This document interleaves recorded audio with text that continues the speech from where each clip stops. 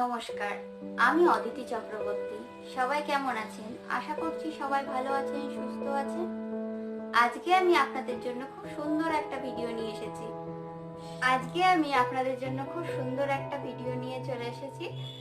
আজকে আমি আপনাদের দেখাবো আমি কিভাবে প্রথমবার ফেব্রিকের কাজ শুরু করেছিলাম, কিভাবে আমি ফেব্রিক কাজ করতাম, কিভাবে ফেব্রিকের রং করতাম। আজকে এই ভিডিওতে আমি সব দেখাবো আপনাদের। আজকে যদি আপনাদের হাতে একটু সময় থাকে তাহলে একটু সময় নিয়ে এই ভিডিওটা দেখবেন, কারণ এই ভিডিওটা আপনাদের জন্য আজকে খুব গুরুত্বপূর্ণ হতে চলেছে। চলুন তবে ভিডিওটা দেখে নিন এবার।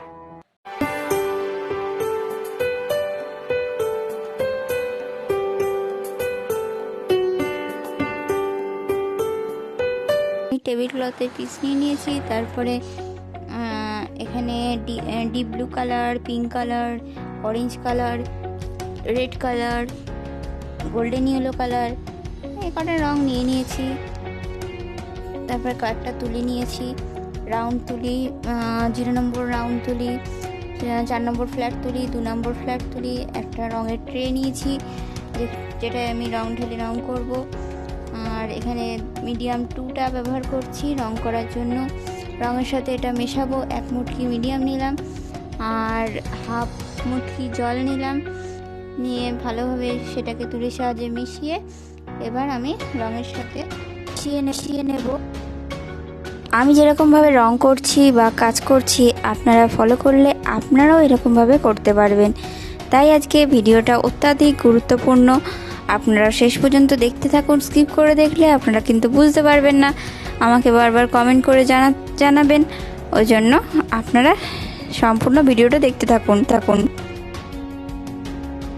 নেমে ভালোভাবে আটকে নিয়েছি কাপড়টাকে, ভাঁজ হয়ে যেন না থাকে কাপড়টা, সেদিকে লক্ষ্য রাখতে হবে। আর রং করার আগে সবসময় আয়রন করে নিলে ভালো হয়। আমি অপসরার 4B পেন্সিলটা নিয়েছি, নিয়ে এবার আমি এঁকে নিচ্ছি। একটা সুন্দর ডিজাইন করে নেব। তারপরে কিভাবে রং করতে হয় মিডিয়াম দিয়ে বা কেমনভাবে রং করতে হয় ফেব্রিক করার প্রথম দিকে শুরু করতে হয় কিভাবে রং, আমি সেটা দেখাচ্ছি এবার। তবে আমার প্রত্যেকটা ভিডিও আপনারা যদি ফলো করেন তাহলে বুঝতে পারবেন যে আমি কেমনভাবে রং করছি প্রথম থেকে, আমি কিভাবে রং করি। তাই যারা আমার চ্যানেলটিকে এখনও দেখেননি, প্রথম দেখছেন, চ্যানেলটিকে সাবস্ক্রাইব করে রাখুন। আমি আগের ভিডিওটায় দেখিয়েছিলাম কিভাবে কাপড়ের ওপরে কার্বন দিয়ে ছাপ তুলে আঁকতে হয়। প্রথমে আমি এঁকে নিয়েছিলাম একটা কাগজে, তার উপরে আমি কার্বন দিয়ে ছাপ তুলেছিলাম। ওই ভিডিওটা দেখে নিন যারা এখনও দেখেননি, তাহলে বুঝতে পারবেন আমি কেমনভাবে করেছিলাম। আজকেরটা পার্ট 2 দেখাচ্ছি আপনাদের। এবার আমি সব জায়গায় ফুল পাতাগুলো আমি মিডিয়াম ব্যবহার করে নিচ্ছি। প্রথমে মিডিয়ামটা শুকিয়ে যাওয়ার পরে আমি রং করব। এক্ষেত্রে একটাই সুবিধা, বারবার মিডিয়ামে ইউজ করতে হয় না রঙের সাথে, একবার কোট দিয়ে দিলেই হয়ে যায়। ফেব্রিক রঙের এই পদ্ধতিটা খুবই সহজ পদ্ধতি, আপনারাও চেষ্টা করে দেখতে পারেন। আমি এটা 2 নম্বর ফ্ল্যাট তুলি দিয়ে করছি। 2 নম্বর ফ্ল্যাট তুলি দিয়ে ছোট ছোট কাজগুলো খুব সুন্দর হয়। ফেব্রিক রং করার ক্ষেত্রে ফ্রেম আটকানো আর মিডিয়ামের কাজটা সবচেয়ে গুরুত্বপূর্ণ কাজ। এই দুটো যদি ভালোভাবে হয় তাহলে রংটাও ভালোভাবে হয়। দেখুন আমি মিডিয়ামটা শুকানোর আগেই এখানে রং করেছি, যার জন্য আমার রঙগুলো ছড়িয়ে গেছে।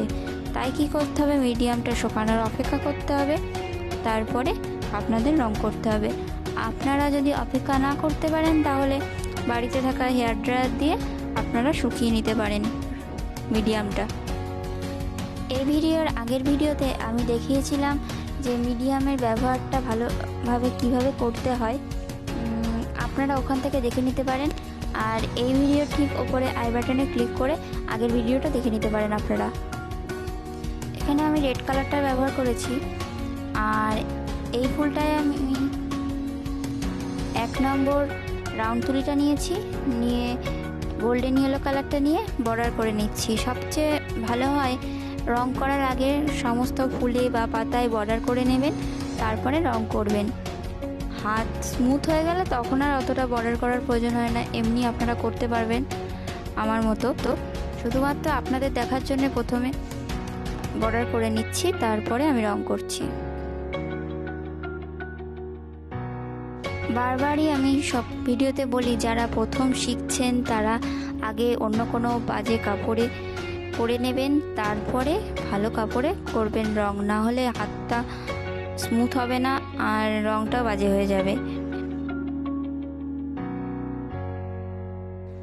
আমি ঠিক তুলিটা ওপর দিকে রেখে নিচের দিকে রংটা টানছি।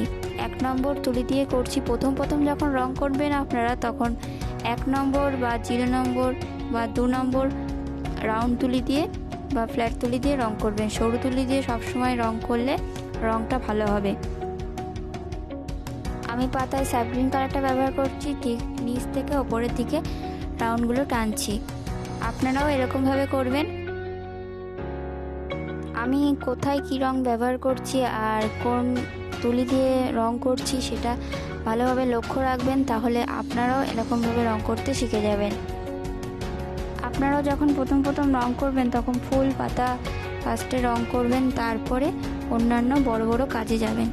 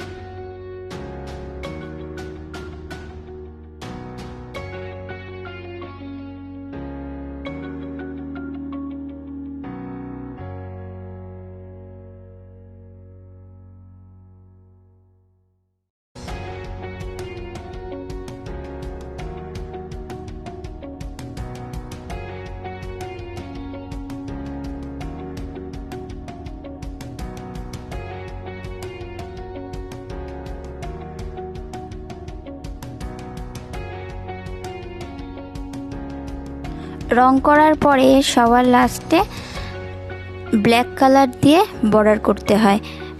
ব্ল্যাকের সাথে একটু স্যাপ গ্রিনটাও মিশিয়ে নিতে পারেন, আর 0 নম্বর বা 1 নম্বর রাউন্ড তুলি ব্যবহার করলে সবচেয়ে ভালো হয়। এই সব বর্ডারগুলো ব্যবহার হয় কুর্তিতে, তারপরে বেডশিটে, কাপড়ে, এইগুলো এরকম বর্ডার করলে খুব সুন্দর লাগে।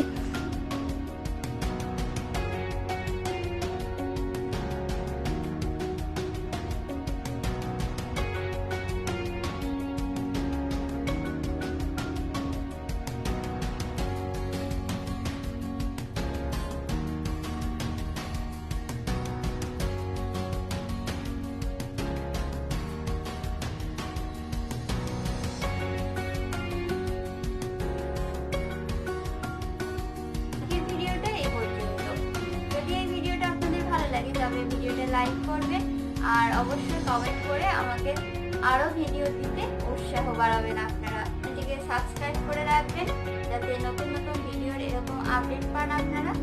আর আমাকে ফেসবুক পেজ, ইনস্টাগ্রামে যদি ফলো করতে চান তবে ডিসক্রিপশন বক্সে লিঙ্ক দেওয়া থাকবে, ওখান থেকে দেখে নিতে পারেন।